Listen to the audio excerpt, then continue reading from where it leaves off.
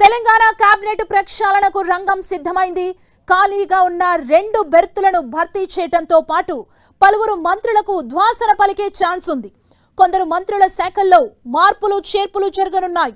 మంత్రుల పనితీరు ఆధారంగా మార్పులు చేర్పులు జరగనున్నాయి.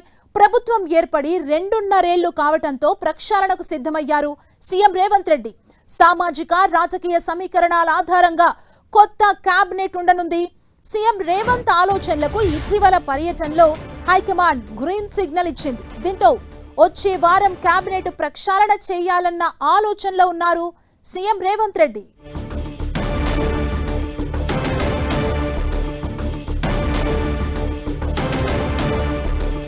ఇదే అంశానికి సంబంధించి మరింత సమాచారం మా ప్రతినిధి ప్రతాప్ అందిస్తారు. ప్రతాప్, సుమా, సీఎం రేవంత్ రెడ్డి నెక్స్ట్ ఎన్నికలపైన ఫోకస్ పెట్టారని చెప్పుకోవచ్చు. ఇప్పటికే ప్రభుత్వం ఏర్పడి 2.5 ఏళ్లు అవుతుంది కాబట్టి నెక్స్ట్ దీనికి సంబంధించి మరో 2.5 ఏళ్లే ఉంది కాబట్టి దీన్ని దృష్టిలో పెట్టుకొని క్యాబినెట్కి సంబంధించిన వాటిపైన కూడా పూర్తి ప్రక్షాళన చేయాలని చెప్పేసి ఆలోచన చేస్తున్నారు. దీనికి సంబంధించి చూసినట్లయితే ఇప్పటికే పనితీరు ఆధారంగా చేసుకొని మంత్రులు ఎవరెవరైతే ఏ విధంగా ఉంటున్నారో వారికి సంబంధించి ఇప్పటికే నివేదికలు అన్ని తెప్పించుకొని పార్టీ అధిష్టానం వద్ద కూడా తీసుకెళ్లడం జరిగింది.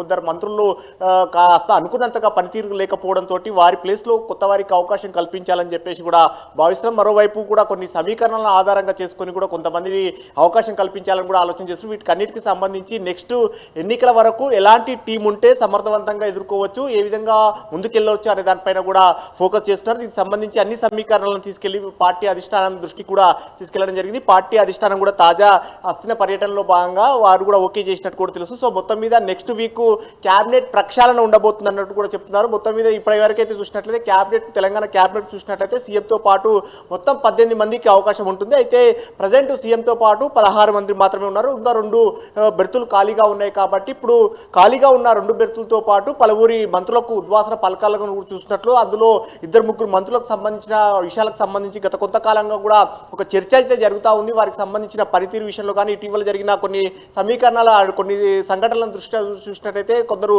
మంత్రులు అనుకున్న స్థాయిలో పనిచేయట్లేదు. మరోవైపు ప్రభుత్వానికి సంబంధించి ప్రతిపక్షాలు చేసే విమర్శలు కానీ వారి శాఖలకు సంబంధించిన వాటిపైన వస్తున్న వాటిపైన కూడా సమర్థవంతంగా పనిచేయట్లేదు అనేది కూడా ఒక ఆరోపణ ఉంది. కాబట్టి దీన్ని దృష్టిలో పెట్టుకొని ఇలాంటి టీం ఇట్లా కనుక ఉన్నట్లయితే కనుక నెక్స్ట్ ఎన్నికలను సమర్థవంతంగా ఎదుర్కొనే పరిస్థితి ఉండదు. కాబట్టి నెక్స్ట్ ప్రతిపక్షాలను కనుక ఎదుర్కోవాలంటే కనుక సమర్థవంతమైన టీం ఉండాలి, తనతో పాటు పరిగెత్తే టీం కావాలని చెప్పేసి సీఎం రేవంత్ రెడ్డి పదే చెప్తున్న పరిస్థితి ఉంది. కాబట్టి దీనికి తగ్గట్టుగానే అనుకున్నట్టుగా ఆయా సమీకరణాలను దృష్టిలో పెట్టుకొని వారి శాఖల మార్పులుగా అదేవిధంగా మంత్రులకు కొందరికి ఉద్వాసన 2-3 ఉద్వాసన పలికే అవకాశం ఉన్నట్టుగా కూడా తెలుస్తుంది. మరోవైపు పార్టీ అధిష్టానం కూడా కొందరికి హామీలు ఇచ్చిన పరిస్థితి ఉంది. కాబట్టి జిల్లాల సమీకరణాలు అదేవిధంగా సామాజిక సమీకరణాలు దృష్టిలో పెట్టుకొని ఖచ్చితంగా సోషల్ ఈక్వేషన్స్లో భాగంగా ముందుకెళ్లాలని కూడా చూస్తారు. ఇటీవల కాలంలో కులజనానికి సంబంధించి కూడా కొన్ని జనాభా లెక్కలు కూడా అన్ని బయట పెట్టిన నేపథ్యంలో ఆయా సామాజిక వర్గాలు ఏవైతే ఎక్కువ మోతాదులో ఉన్న సామాజిక వర్గాలు వారికి ప్రాతినిధ్యం ఖచ్చితంగా ఎక్కువ స్థాయిలో కల్పించాలని చెప్పేసి కూడా ఆలోచన చేస్తున్నారు. అందులో భాగంగా